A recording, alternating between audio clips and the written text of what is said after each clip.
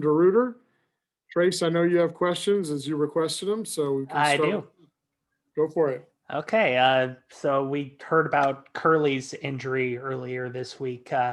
How has it been kind of figuring out the depth behind Cam and Braxton, who have kind of been the guys who have been mentioned the most by the other defensive coaches? You might want to get off of mute, Coach.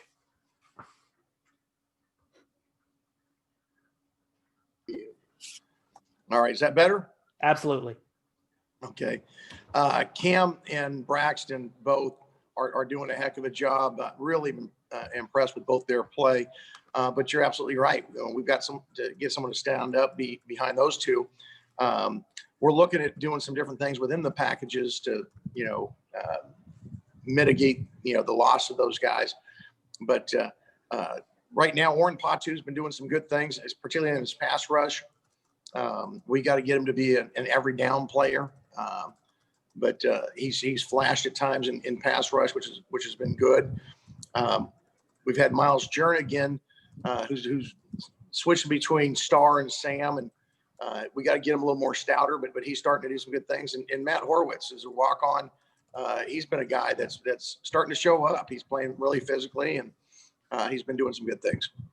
Yeah, that's the Sam position, and I think Coach Sermon referred to the outside linebackers as field and boundary defensive ends. Are you guys using more of that terminology, and how does that exactly work?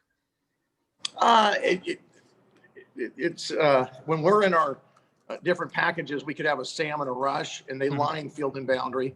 When we're in our 4-down packages, they can be an F or a field end or a B, which is the boundary end. So it maybe just identifies it a little bit more. But ultimately, we have our guys who have their strengths, and we want to get our best guys on the field. So if someone goes down and he's necessarily the number 2B, but he's the third best guy, and the F goes down, he may have to go in as the F. So, we try to teach it where guys understand the entire package and can play interchangeably between positions. Yeah. Is there any specific physical characteristic that differentiates the field and boundary guys, or? Not necessarily. We need 2 edge guys that can set an edge number 1.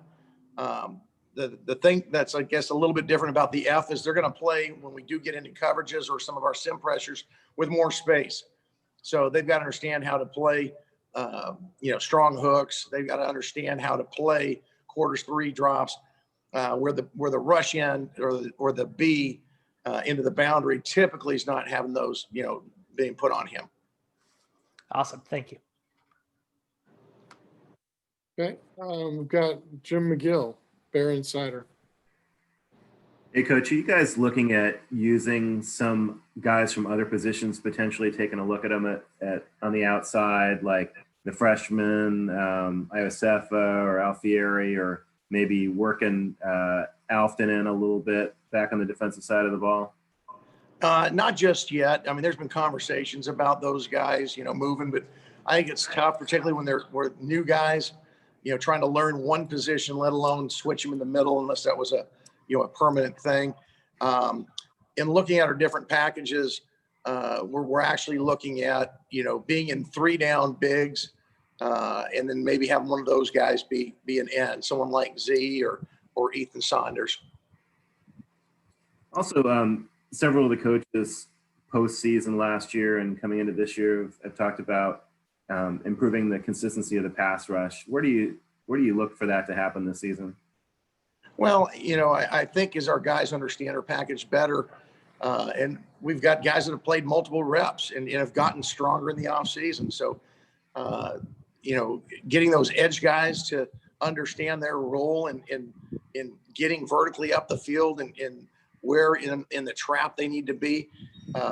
I think we're doing a much better job in our pass rush through the first couple of weeks. And obviously we got to see it against other competition, but it's just drilling it and putting an emphasis on it. Who's been providing most of the consistent pass rush so far? Probably Cam Good, and at times Oren Patu has shown some things. Okay, thanks. Mm-hmm. We'll move on to Jake Curtis from SI. Yeah, a lot of the defensive coaches have talked about Braxton. Can you talk about how he's different from last year? Well, when guys come in as freshmen, they're trying to take a sip out of a fire hose. It's coming at them quick. We asked him to come in, and we weren't sure where his body type was going to be. So for the first 6 months, he was a defensive end. It was a little undersized as a defensive end. But when we went through some injuries last year, we moved him to that rush or B defensive end a year ago. He was learning it. It takes a while to understand fully. Well, he's committed to playing outside linebacker and is really a smart football player. He is one of the hardest workers on our team, and he's extremely diligent. He's very, very coachable. You better be careful what you do say to him, because he's going to do exactly what you ask of him. But he's a guy that I've really been impressed with how far he's grown. He sets very physical edges. One of the things that we have to do as outside linebackers. He does a great job dropping into coverage, understanding where he needs to be in coverage. And, he's working on his pass rush. He's effective, but I think that's where we need to make some more gains with him.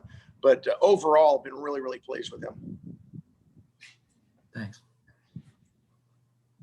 Okay, anybody else have a final question for Coach? If you do, let me know in the chat. We'll give you about 5 seconds. If not, we'll let him go. All right.